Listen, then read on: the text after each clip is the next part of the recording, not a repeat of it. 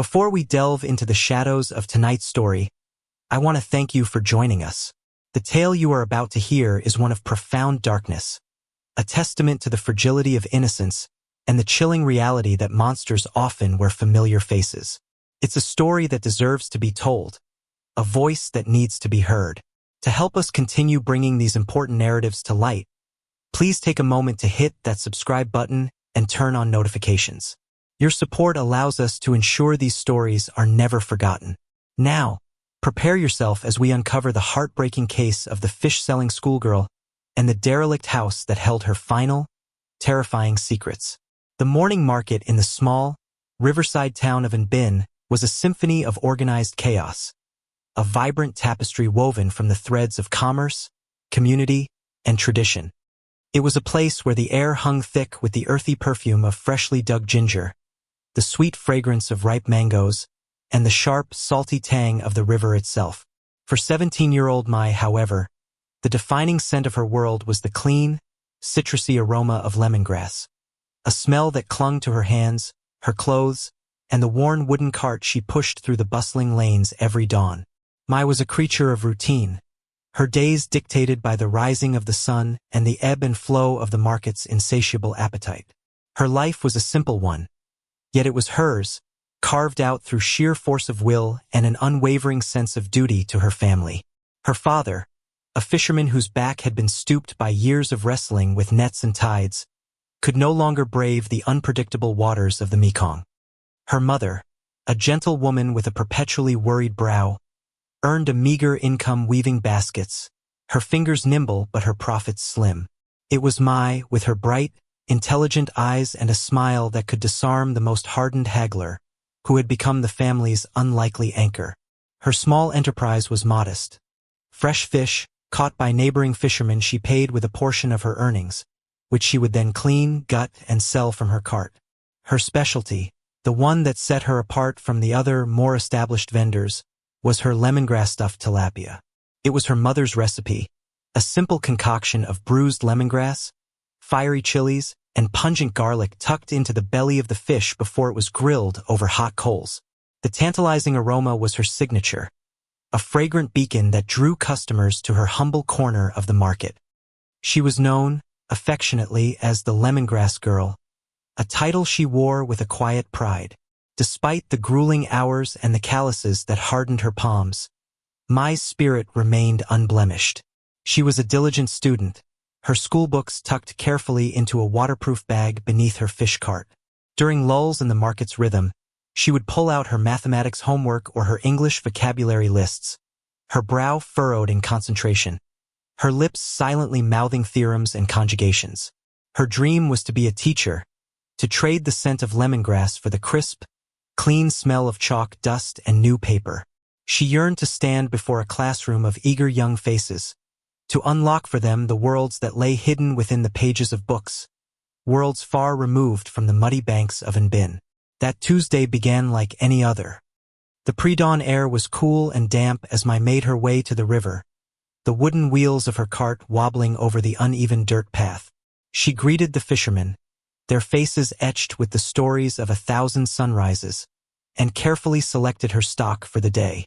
Her hands, surprisingly deft for their size, moved with practiced efficiency as she cleaned the fish, her knife flashing in the nascent light. She worked with a quiet grace, a focused intensity that belied her years. Back at the market, she set up her stall, the familiar sights and sounds a comforting embrace. Old Mrs. Tran, the vegetable seller with a gossip for every occasion, waved a cheerful greeting. Mr. Din, the butcher whose gruff exterior hid a soft heart, grunted a good morning as he sharpened his cleaver. Mai was a part of this ecosystem, a small but vital cog in the machine of daily life. Her customers were loyal, drawn not only by the quality of her fish but by her inherent goodness, the honest light that shone in her eyes. The morning passed in a blur of transactions and small talk. She discussed the weather with a farmer, helped a young mother choose the plumpest tilapia for her family's dinner, and listened patiently as an elderly man recounted a long-winded story about a legendary catfish he had almost caught in his youth. By midday, the oppressive heat of the sun had settled over the market, driving most of the shoppers back to the relative cool of their homes. Mai had sold all but a handful of her fish. It had been a good day. As she was packing up her cart, a man approached her stall. He was not a familiar face, a fact that in a town as small as Bin was noteworthy in itself. He was of average height and build, dressed in simple, functional clothing that marked him as a laborer of some sort. His face was unremarkable, the kind that would easily be lost in a crowd, but his eyes held a strange intensity that made Mai feel a flicker of unease. "Are you the lemongrass girl?" he asked, his voice a low, gravelly monotone. Mai, ever the professional, forced a smile. "I am. Are you looking for some fish? This is the last of it, but it's still fresh." The man's gaze drifted from her face to the few remaining tilapia nestled on their bed of ice. "I need a large order," he said, his eyes still not quite meeting hers. "For a construction crew. We're working on a site just outside of town. 10 kilograms. Can you have it ready by 4 o'clock? 10 kilograms was more than Mai sold in a single day. The profit from such an order would be significant, enough to buy her mother's medicine for the entire month and still have some left over for a new textbook she desperately needed. The flicker of unease was quickly extinguished by a spark of excitement. "Yes, of course," she replied, her voice more enthusiastic now. "I'll have to get more fish from the boats, but I can have it all cleaned and prepared by 4. Where is the site?" He gave her directions, a vague description of a location down the old highway, near the abandoned sugar mill. It was a part of town that people generally avoided. The mill had been closed for over a decade, its buildings slowly being reclaimed by the relentless jungle, its grounds rumored to be haunted by the ghosts of workers who had died in a factory accident long ago. It was also notoriously isolated. "It's a bit far," the man said, as if reading her thoughts. "We can't leave the site. Can you deliver it?" He pulled out a wad of cash, peeling off a generous deposit. "I'll pay you extra for the trouble." The sight of the money solidified her decision. She was used to hard work, and a long walk was a small price to pay for such a lucrative sale. She thought of the relief that would wash over her mother's face, the pride in her father's eyes. "I can deliver it," she confirmed, taking the deposit and giving him a firm nod. 4 o'clock, near the old sugar mill. The man grunted in acknowledgement, turned without another word, and disappeared into the thinning crowd. Mai, her heart still thrumming with the thrill of the large order, barely registered his abrupt departure. She quickly packed the rest of her things and began the journey back to the river, her mind already calculating the logistics of preparing 10 kilograms of fish in just a few short hours. The afternoon was a whirlwind of activity. Mai secured the fresh fish, her excitement infectious as she told the fisherman of her large order. Back in the small courtyard behind her family's modest home, she worked tirelessly, the rhythmic scrape of her scaling knife a familiar percussion against the backdrop of the cicadas' droning song. Her mother, seeing the frantic pace of her work, came out to help, her worry about the unusual order overshadowed by her daughter's obvious delight. "The old sugar mill?" her mother asked, her hands expertly bruising stalks of lemongrass with the back of a knife. "That's a lonely place, Mai. Be careful." "I will, Mama," Mai reassured her, flashing a confident smile. "It's broad daylight, and I'm just dropping off the fish." The man paid a deposit. "It's all perfectly fine." By 3:45, the 10 kilograms of fish were cleaned, stuffed with fragrant lemongrass and chili, and carefully packed into insulated boxes on her cart. The load was heavy, and the journey would be long, but Mai's spirits were high. She waved a cheerful goodbye to her mother, promising to be home before sunset, and set off down the road that led out of town. The familiar sights of Bin gradually gave way to a more desolate landscape. The tightly packed houses were replaced by sparse farmland, which in turn gave way to overgrown scrubland. The road became rougher, the paved surface cracking and surrendering to weeds. The sun, still hot, beat down on her, and beads of sweat trickled down her temples. The weight of the cart seemed to increase with every kilometer. As she neared the old sugar mill, an eerie silence descended. The cheerful sounds of the town were gone, replaced by the whisper of the wind through the tall, razor-edged grass that lined the road. The mill itself was a skeletal silhouette against the blue sky, its rusted metal roof groaning in the breeze, its windows like vacant eyes staring out at the world. The place had an atmosphere of profound decay, a sense of forgotten stories and lingering sadness.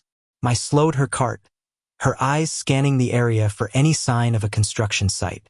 She saw nothing. No trucks, no equipment, no workers. Just the crumbling ruins of the mill and the encroaching jungle. A knot of apprehension tightened in her stomach. Had she misunderstood the directions? Had the man given her the wrong location? She pulled her cart to the side of the road, her heart beginning to beat a little faster. The silence was unnerving, broken only by the cawing of a distant crow. She called out, her voice sounding small and fragile in the vast emptiness. "Hello? I have a delivery." There was no answer. She waited for what felt like an eternity, the minutes stretching out into an agonizing length. The sun began its slow descent towards the horizon, casting long, distorted shadows that seemed to writhe and dance at the edges of her vision. The initial excitement of the day had completely evaporated, replaced by a cold, creeping dread. Something was wrong, terribly wrong. Her mother's words echoed in her mind. "That's a lonely place, Mai. Be careful." She should have listened. She should have insisted the man meet her in town. The money, which had seemed so important just a few hours ago, now felt like a foolish lure that had drawn her into a trap. Her instinct screamed at her to turn back, to abandon the fish and flee, to run as fast as she could back to the safety and familiarity of Bin. But what if it was a simple misunderstanding? What if the construction site was just a little further down the road, hidden from view? To leave now would be to forfeit the much-needed money. She thought of her family, of their reliance on her. She had a responsibility. Steeling herself, she decided to walk a little further, to just peek around the bend in the road. She left her cart, its precious cargo now seeming utterly insignificant, and began to walk, her footsteps hesitant on the cracked asphalt. As she rounded a curve, she saw it. Tucked away behind a dense thicket of overgrown bamboo was a smaller, derelict structure, a house that must have once belonged to the mill's foreman. It was in a state of advanced decay, its roof caved in, its windows shattered, its walls stained with years of mold and neglect. A faded for sale sign hung askew on a single hinge, a relic from a long-forgotten attempt to offload the decaying property. This had to be the place. A flicker of movement in one of the gaping window frames caught her eye. It was him, the man from the market. He was beckoning to her. A wave of relief, so potent it almost made her knees buckle, washed over her. It was a misunderstanding after all. He was here. Everything was fine. "Hello!" she called out, her voice trembling slightly. "I was beginning to think I was in the wrong place." The man didn't answer. He simply gestured again, a curt, impatient motion, for her to come closer. As she approached the house, the smell hit her. It was a foul, cloying odor of damp earth, rotting wood, and something else, something metallic and vaguely sweet that made the bile rise in her throat. The dread returned with a vengeance, colder and sharper this time. The man's face, which had seemed merely unremarkable in the bustling market, now looked sinister in the deepening shadows of the dilapidated house. The intensity in his eyes was no longer just strange. It was predatory. She stopped, her feet feeling as if they were rooted to the ground. "Can you come out and get the fish?" she asked, her voice a reedy whisper. "The cart is just back on the road." He shook his head slowly, a thin, cruel smile playing on his lips. "Just bring it in here. We'll settle up inside." Her every instinct, every primal alarm bell in her mind, was now screaming at her. This was not a construction worker. This was not a customer. This was a predator, and she had just walked willingly into his hunting ground. She took a step back, then another, her eyes wide with terror. "No," she said, her voice shaking uncontrollably. I have to go. You can get the fish from the cart."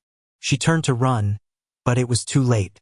From the side of the house, another figure emerged, moving with a terrifying speed.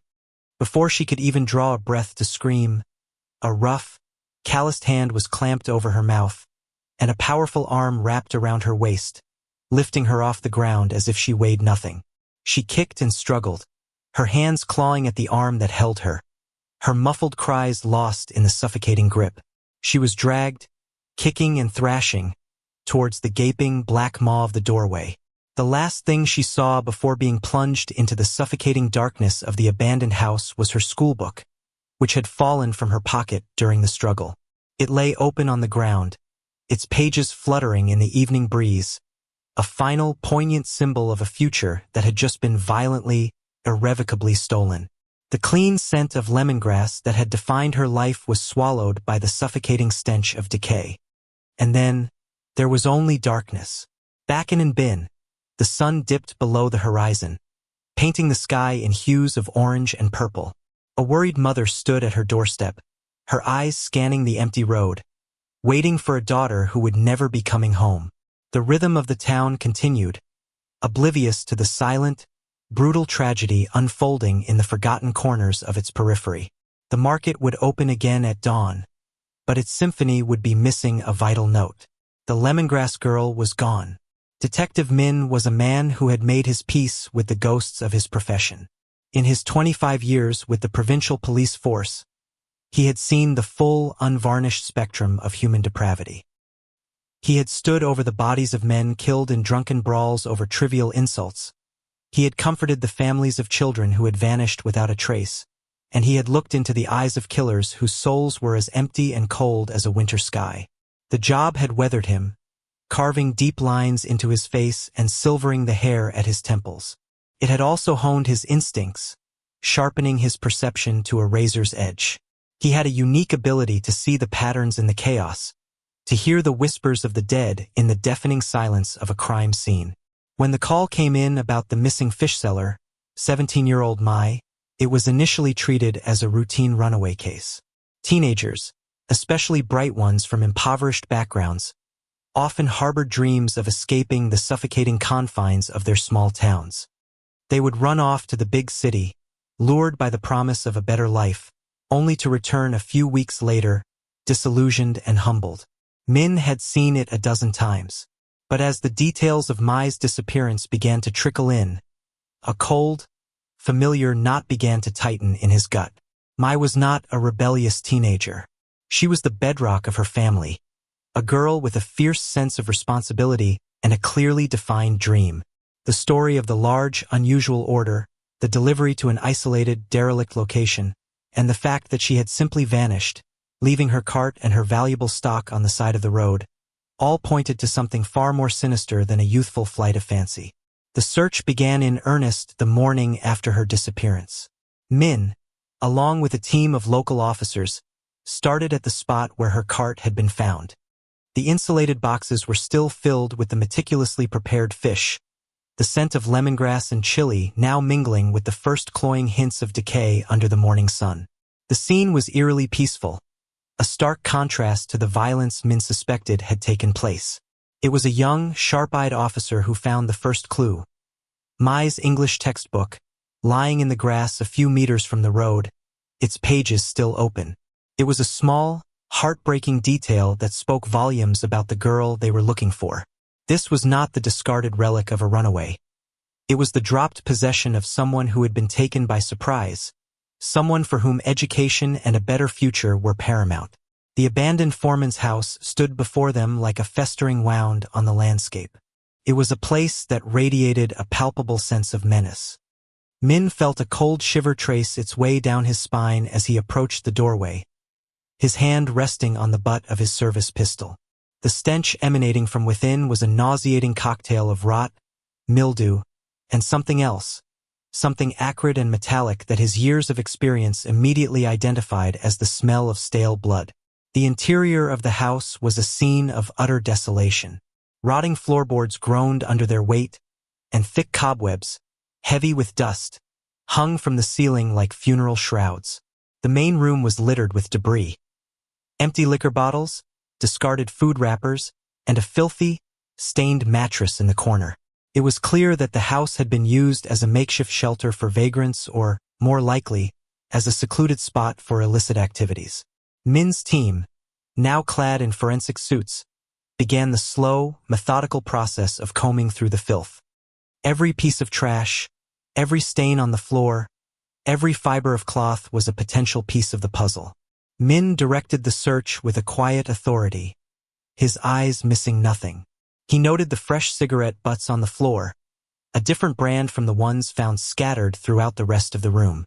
He saw the scuff marks near the doorway, indicative of a struggle. He saw a single, long strand of black hair caught on a nail protruding from the wall. It was in a small, windowless room at the back of the house, a room that might have once been a pantry, that they found her. Mai was lying on the damp, earthen floor, her body partially covered by a pile of rotting sacks. The life that had once sparkled in her bright, intelligent eyes was gone, replaced by the vacant, unseeing stare of death. The signs of the brutal assault she had endured were sickeningly clear, a testament to the monstrous cruelty she had faced in her final moments. The cause of death appeared to be strangulation, a crude piece of rope still loosely coiled near her neck. A heavy, somber silence fell over the room, broken only by the whirring of the forensic photographer's camera. Even the most hardened officers, men who had witnessed countless scenes of violence, were visibly shaken. There was something about the victim's youth, the innocence that still clung to her features despite the horrific injuries, that made this case particularly gut-wrenching. She was wearing her school uniform beneath her simple work clothes, a poignant reminder of the two worlds she had tried so hard to bridge, the world of her present reality and the world of her future aspirations.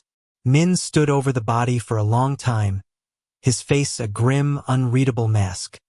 He was not just looking at a victim, he was listening to her. He was piecing together the last terrifying moments of her life, the story her silent body was telling him, the struggle, the fear, the unimaginable pain. It was his duty now to give her a voice, to find the men who had done this and bring them to justice.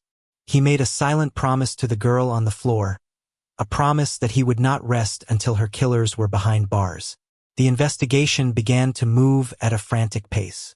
The discovery of Mai's body transformed the case from a missing persons report into a high-priority murder investigation. The town of Bin, which had been holding onto a sliver of hope for Mai's safe return, was plunged into a state of collective grief and fear. The story of the lemongrass girl, the bright, hard-working student so brutally murdered, sent a shockwave through the community. Parents held their children a little tighter, and a palpable sense of paranoia descended upon the once peaceful town. The market, once a place of vibrant energy, now operated under a cloud of suspicion and hushed whispers. Min established a command center at the local police station, the walls of his office quickly becoming a mosaic of crime scene photos, maps, and witness statements. The initial forensic report confirmed his suspicions. Mai had been sexually assaulted by multiple individuals before being strangled. DNA evidence was recovered, a crucial but frustrating piece of the puzzle. Without a suspect to match it to, it was just a string of meaningless genetic code. The primary focus of the investigation turned to identifying the man who had placed the order. The description Mai's mother gave was vague. Average height, average build, unremarkable. He was a ghost, a phantom who had materialized in the market for a fleeting moment and then vanished. Min sent his officers to canvass every stall, every shop, every corner of the market, but no one else seemed to have noticed the man. He had been invisible, hiding in plain sight. The case stalled. Days turned into a week, and the trail grew colder. The pressure on Min and his team was immense. The media had latched onto the story, their sensationalist headlines fanning the flames of public outrage. Mai's grieving family, their faces a permanent mask of sorrow, came to the station every day, their hopeful eyes begging for news, for progress, for justice. Each day he had to tell them there was nothing new, was another turn of the knife in his own gut. Min found himself drawn back to the abandoned house time and time again, as if the crumbling walls held the key, the one small detail he had missed. He would walk through the filthy rooms, his mind replaying the crime, trying to see it from the victim's perspective, from the killer's perspective. It was during one of these solitary visits, as he stood in the main room where the initial struggle had likely taken place, that he noticed something he hadn't before. Among the litter of empty liquor bottles, most of which were cheap, local rice wine, there was one that was different. It was a bottle of expensive, foreign-brand whiskey, not the kind of drink favored by local laborers or vagrants. It suggested a level of affluence, a taste for finer things that seemed incongruous with the squalor of the surroundings. He bagged the bottle as evidence, a flicker of something, not quite hope, but a renewed sense of purpose, igniting within him. The next breakthrough came from an unexpected source. Mrs. Tran, the gossipy vegetable seller from the market, came to the station in a state of high agitation. She had been racking her brain, she said, trying to remember anything unusual from the day Mai disappeared. She remembered seeing the man who approached Mai's stall. She hadn't paid him much attention at the time, but one detail had stuck in her mind. He had a tattoo, a small, intricate design of a dragon on his wrist, partially obscured by the sleeve of his shirt. It was a small detail, but it was the first concrete piece of information they had about the suspect. Min immediately had his team pull the records of all known criminals in the province with a similar tattoo. The list was long, but it was a start. As his detectives began the laborious process of tracking down and interviewing the men on the list, Min turned his attention back to the whiskey bottle. He had a hunch, a nagging feeling that the bottle was more than just a piece of trash. He ran the brand by some of his informants, asking who in the area was known to drink that particular type of whiskey. The name that came back was Bowie Van Tuan. Tuan was the son of a wealthy and influential businessman who owned a string of construction companies and had his hands in various lucrative, if not entirely legitimate, enterprises. The Bowie family was, for all intents and purposes, untouchable in Bin. They were powerful, well-connected, and notoriously ruthless. Tuan was a spoiled, arrogant young man known for his expensive tastes, his reckless behavior, and his contempt for authority. He had a sealed juvenile record for a violent assault, a charge that had been mysteriously dropped after his father made a generous donation to the victim's family. He fit the profile of someone who believed he could act with impunity, someone who saw other people, especially those from a lower social class, as objects for his amusement. Min felt a surge of adrenaline. The pieces were beginning to click into place. A construction crew, an order for 10 kilograms of fish, a man with a taste for expensive whiskey. It all pointed in the direction of Bowie Van Tuan. But a hunch was not evidence. He needed something solid, something that would stand up in court against the army of high-priced lawyers the Bowie family would undoubtedly unleash. He decided to focus on the tattoo. He cross-referenced the list of known criminals with any known associates of Tuan. The name that jumped out at him was Lu Min's son, a low-level thug and drug dealer who often acted as Tuan's personal enforcer. Sun had a long criminal record and, according to the file, a distinctive dragon tattoo on his right wrist. Min knew he was getting close. He put Sun under 24-hour surveillance. For days, Sun did nothing out of the ordinary, sticking to his usual routine of shaking down local merchants and selling small quantities of methamphetamine. Min was beginning to think he had hit another dead end when, late one night, the surveillance team reported that Sun had made a call from a public phone booth. He had then driven out to a secluded spot by the river and met with another man. The man was Bowie Van Tuan. Min had them. The meeting was a clear indication of a conspiracy, a desperate attempt to coordinate their stories. He knew he had to move fast, before they had a chance to get rid of any evidence or flee. He organized a series of coordinated raids.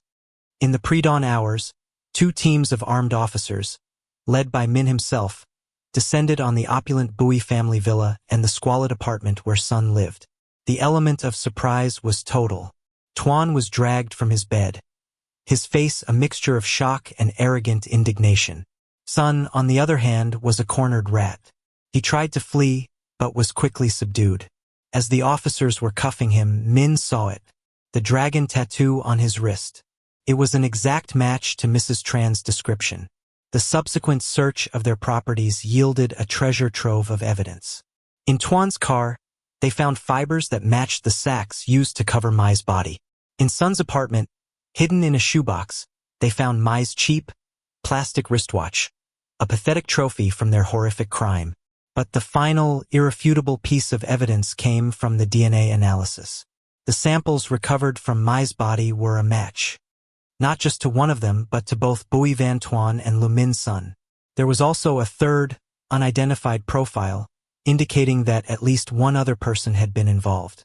In the cold, sterile environment of the interrogation room, under the harsh glare of the overhead light, Lu Min Sun's tough guy facade began to crumble.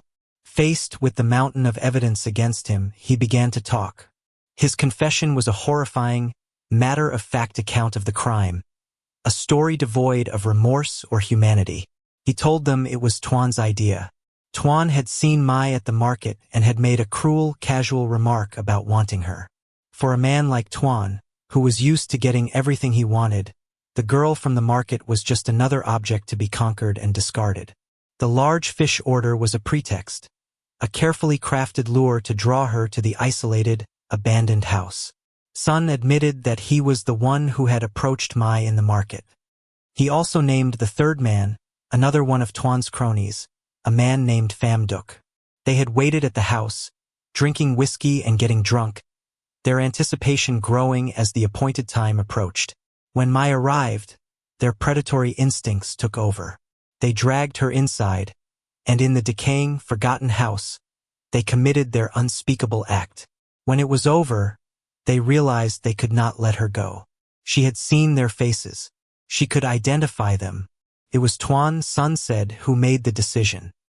He had looked at the terrified, weeping girl, not with an ounce of pity, but with the cold, calculating logic of a man trying to cover his tracks. He had handed Sun the rope and given the order. Min listened to the confession, his face like stone, a cold, hard anger burning in his chest. He had found Mai's killers. He had given her a voice. But the victory felt hollow. The truth, in all its brutal, ugly detail, offered no comfort, no solace. It only served to underscore the profound, senseless tragedy of a young life, a life full of promise and dreams, extinguished for the fleeting, sadistic pleasure of men who were not men, but monsters. The silence of the bones had finally been broken, but the story they told was one that would haunt him, and the town of Bin, for a very long time to come. The hunt was over, but the long, arduous battle for justice had just begun. The arrests of Bui Van Tuan, Lu Min Sun, and the third accomplice, Pham Duc, sent a seismic shockwave through Bin. The initial sense of relief that the monsters had been caught was quickly replaced by a deep-seated cynicism. The Bui family was a dynasty in the province, their wealth and influence woven into the very fabric of local politics and law enforcement. The name Bui was a key, capable of unlocking any door and locking away any inconvenient truth. A common saying in the town was that the law had two sets of scales, one for ordinary people and one for the Bui family. Most believed they knew which scales would be used for Tuan. From the moment his son was taken into custody, the elder Bui, a formidable patriarch with eyes as cold and hard as river stones, launched a counteroffensive. An army of high-priced lawyers from the city descended on the provincial courthouse, their expensive suits and leather briefcases a stark contrast to the humble surroundings. They immediately filed motions to have Sun's confession thrown out, claiming it was coerced. They painted a picture of Tuan as a misunderstood young man, a victim of circumstance who had fallen in with the wrong crowd. Lu Min Sun and Pham Duc, they argued, were the true culprits, career criminals who were now trying to drag their client's good name through the mud to save their own skins. The media, which had been so quick to condemn the unknown killers, suddenly grew more cautious. Articles began to appear hinting at the complexities of the case, a testament to the long reach of the Bui family's influence. Money flowed freely, and the narrative began to shift. The town watched, holding its collective breath, waiting for the inevitable. They had seen this play out before. A powerful name was worth more than any amount of evidence. For Detective Min, the battle had just moved to a new, more treacherous front. He was no longer fighting thugs in a derelict house. He was fighting a deeply entrenched system of corruption and privilege. He found himself under immense pressure from his superiors. There were suggestions that he should focus his attention on Sun and Duke, the obvious perpetrators. There were concerns about the legality of the raid on the Bowie villa. Every piece of evidence he had so painstakingly gathered was being scrutinized, challenged, and undermined. Min was a stubborn man. He was a policeman of the old school, a believer in the simple, unassailable truth of facts. He had the DNA evidence, the fibers, the wristwatch, and a confession that, despite the lawyer's claims, he knew was genuine. He had looked into Sun's eyes as he recounted the horrific events, and he had seen the soul-deep weariness of a man unburdening himself of a terrible secret. He would not let this case be buried. He owed it to Mai. He owed it to her grieving family, who looked to him as their last and only hope for justice. The trial became the biggest event in the town's recent history. The small courthouse was packed every day, the crowd spilling out into the street. Mai's parents were there every single day, their faces etched with a sorrow so profound it was almost tangible. They sat in the front row, a silent, powerful testament to the human cost of the crime. Across the aisle, the Bowie family sat, their expressions a mixture of defiance and cold indifference. The courtroom became a theater of lies. Tuan's lawyers were slick and professional. They systematically dismantled the prosecution's witnesses. Mrs. Tran, the market vendor, was portrayed as a senile old woman with a flair for the dramatic. The officers who conducted the raids were accused of planting evidence. They brought in paid experts who cast doubt on the integrity of the DNA samples. Tuan himself took the stand, dressed in a modest, ill-fitting suit clearly chosen to make him look less like a spoiled heir and more like a humble, frightened boy. He spoke in a soft, rehearsed tone, his eyes welling with tears as he described his friendship with Sun. He claimed Sun had borrowed his car that day, that he had no idea what his friend was planning. He said the whiskey bottle must have been left in the house on a previous occasion when he and his friends had gone there to explore. It was a masterful performance, a symphony of calculated deception. Min watched from the back of the courtroom, a knot of cold fury tightening in his stomach. He saw the jury, a panel of simple townspeople, their faces a mixture of confusion and awe in the face of the sophisticated legal maneuvering. He could feel them slipping away, their belief in the truth being eroded by a torrent of reasonable doubt, expertly manufactured and sold. The turning point came during the cross-examination of Lu Min's son. Tuan's lawyers, having failed to get his confession thrown out, now sought to discredit it entirely.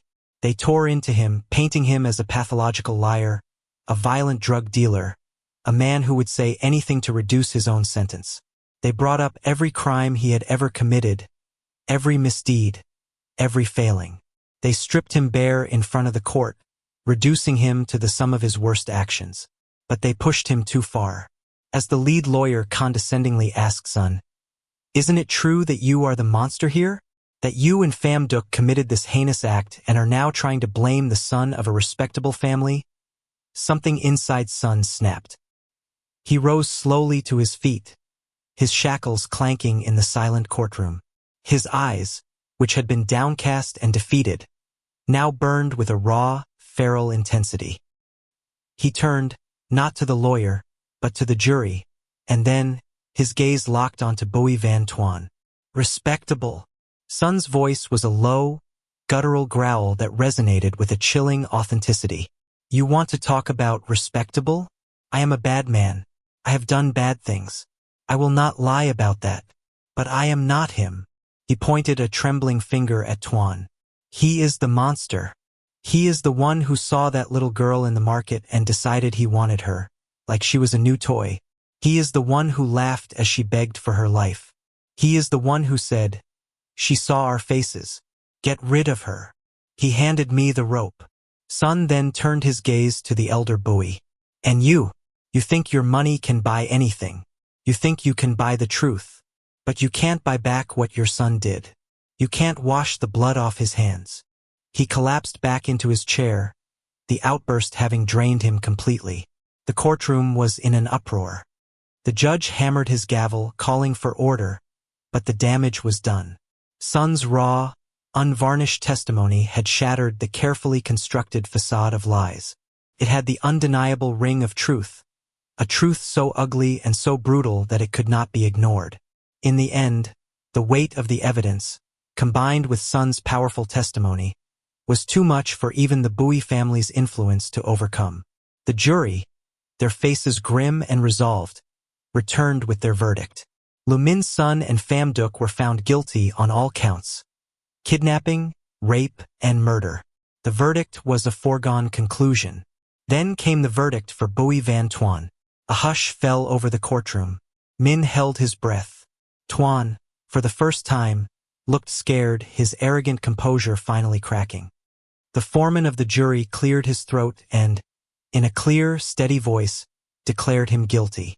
A gasp, followed by a wave of applause and sobs of relief, swept through the courtroom. Mai's mother collapsed into her husband's arms. Their tears finally tears of catharsis, not just of grief. Min felt a profound sense of release, as if a great weight had been lifted from his shoulders. He had done it. He had kept his promise. The sentencing was swift.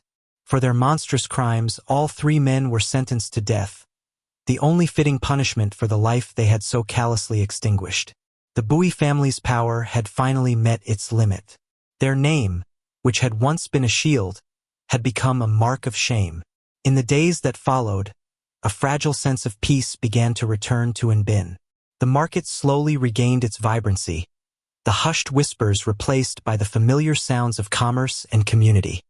The fear that had gripped the town began to recede, replaced by a renewed, if cautious, faith in the possibility of justice. Min, however, found no joy in the victory. The successful prosecution brought him a sense of professional satisfaction, but it did nothing to erase the haunting image of Mai's body on the cold, damp floor of that abandoned house. He had won the battle, but the war against the darkness in the human heart was one that could never truly be won. A few weeks after the trial, Min visited Mai's parents.